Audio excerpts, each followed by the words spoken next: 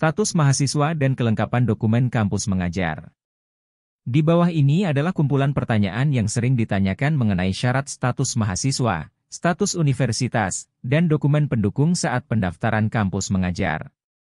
Status mahasiswa dan universitas. Tanya, mahasiswa dari perguruan tinggi apa saja yang dapat mengikuti program kampus mengajar?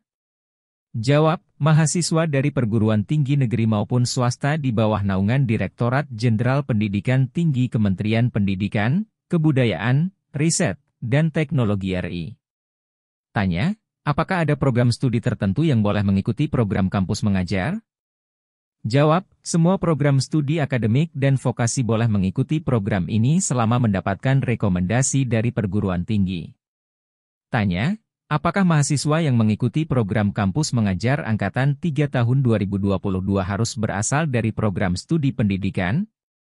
Jawab, tidak. Semua program studi dapat mendaftar program kampus mengajar Angkatan 3 tahun 2022. Program studi dari rumpun ilmu saintek sangat didorong untuk mendaftar program kampus mengajar Angkatan 3 tahun 2022. Tanya, perguruan tinggi mana saja yang dapat mengikuti program kampus mengajar Kampus Merdeka ini? Jawab, perguruan tinggi negeri dan perguruan tinggi swasta yang berada di bawah naungan Kemendikbudristek. Bagi mahasiswa yang berkuliah di kampus yang berada di bawah naungan kementerian lain belum bisa mengikuti program kampus mengajar ini. Tanya, apakah mahasiswa yang sudah pernah mengikuti program kampus mengajar boleh mengikuti kembali program kampus mengajar Angkatan 3 tahun 2022? Jawab, tidak, karena untuk memberi kesempatan dan kuota mahasiswa lainnya dalam berproses dan mengembangkan diri melalui program ini. Tanya, apakah mahasiswa boleh mengikuti kegiatan kampus mengajar bersamaan dengan kegiatan dari kampus Merdeka lain, contoh, magang dan studi independen bersertifikat? Jawab, tidak. Mahasiswa yang mengikuti program kampus mengajar Angkatan 3 tidak diperbolehkan untuk mengikuti program kampus Merdeka lain yang diselenggarakan oleh Direktorat Jenderal Pendidikan Tinggi secara bersamaan atau dalam satu semester yang sama.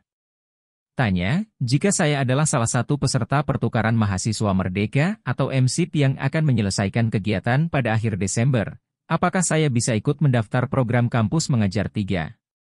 Jawab, peserta yang sudah menyelesaikan program kampus Merdeka lainnya, kecuali program kampus mengajar perintis, kampus mengajar 1, dan kampus mengajar 2, diperbolehkan untuk mendaftarkan diri pada kampus mengajar 3.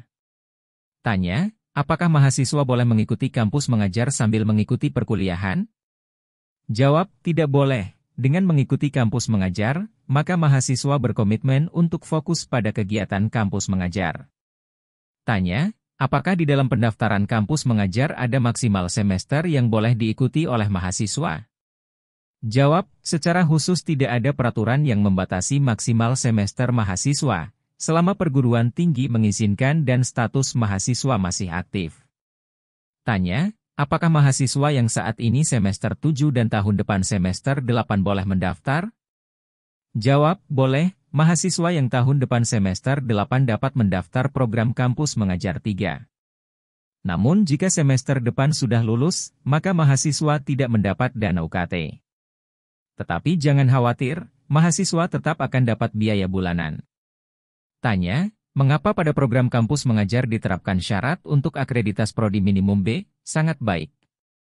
Jawab, syarat tersebut sudah ditetapkan sebagai penyaringan awal peserta program kampus mengajar. Perguruan tinggi wajib berstatus terakreditasi, sedangkan untuk prodi wajib terakreditasi minimal baik sekali, B. Tanya, jika saat ini saya masih terhitung sebagai mahasiswa semester 3, namun pada pelaksanaan program kampus mengajar nantinya saya sudah masuk ke dalam semester 4, apakah saya boleh mendaftar? Jawab, tentu boleh. Syarat untuk mendaftar program kampus mengajar 3 bagi mahasiswa adalah minimum semester 4 ketika program dimulai di awal tahun 2022.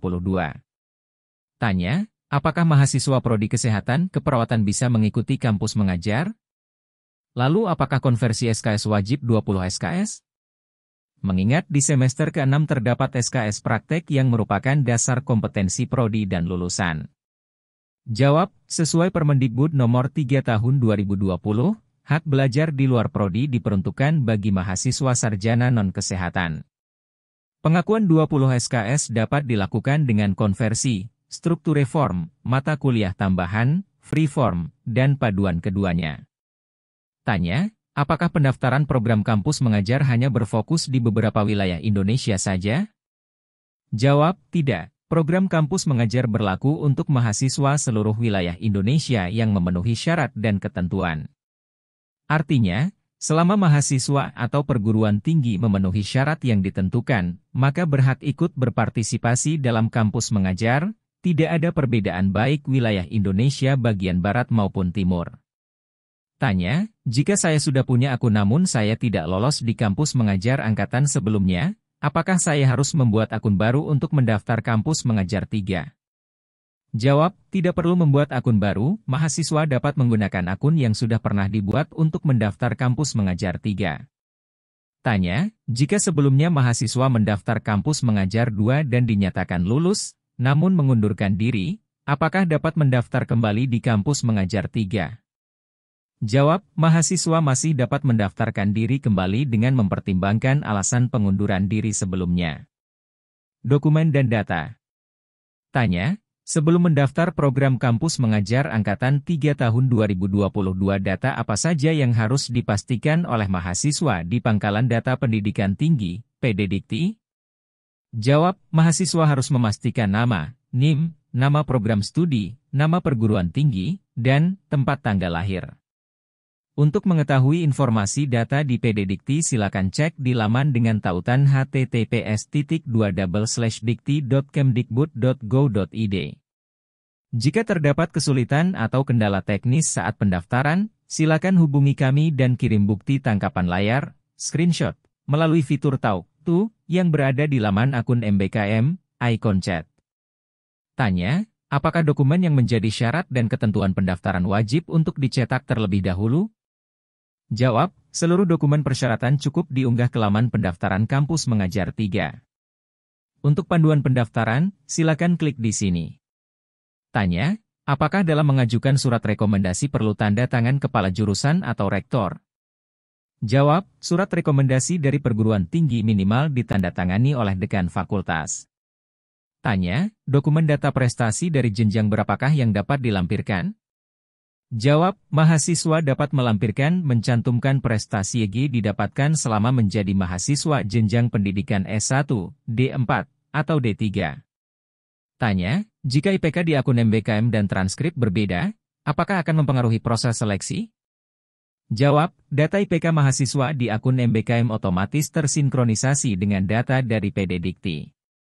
Maka itu, jika data IPK tidak sesuai mohon segera hubungi admin kampus masing-masing agar dibantu proses lebih lanjut. Tanya, jika pada pendaftaran ada file dokumen yang salah atau rusak namun sudah terlanjur terkirim, apakah bisa dilakukan pendaftaran ulang? Jawab, semua data yang telah terkirim tidak dapat diubah atau diunggah ulang. Karena itu, mohon memastikan kesesuaian seluruh dokumen yang telah diunggah sebelum mengirim, submit, formulir pendaftaran. Demikian pembahasan tentang status mahasiswa dan kelengkapan dokumen kampus mengajar. Semoga bermanfaat. Sampai jumpa di video berikutnya. Yuk kita klik tombol like, share dan subscribe.